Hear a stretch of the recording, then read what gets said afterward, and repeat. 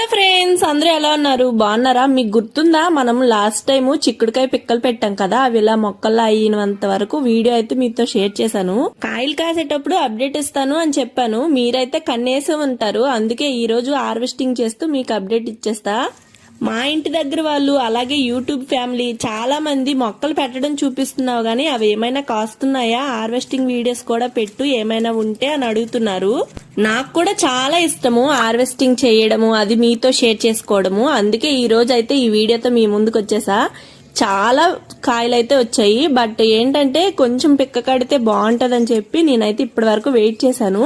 అందులోనూ ఫస్ట్ కాసినవన్నీ ఇగో ఇలా ఎండిపోయి మాడిపోయాయి అనమాట. ఎలాగో కొన్ని కాయలు అయితే ఏరాను, చాలా బాగా వచ్చాయి, చాలా పొడువుగా క్వాలిటీగా ఉన్నాయి. ప్యూర్ ఆర్గానిక్ గా పండించుకున్నవి, వీటికి ఎటువంటి కెమికల్స్ గాని ఏం వేయలేదు, ఓన్లీ వాటర్ వేసామంతే. చాలా బాగా వచ్చాయి అన్నమాట. చూసారా ఎన్ని కాయలు, గుత్తులు, అసలు కోస్తే ఇంకా కొయ్యాలి అనిపిస్తుంది అనమాట.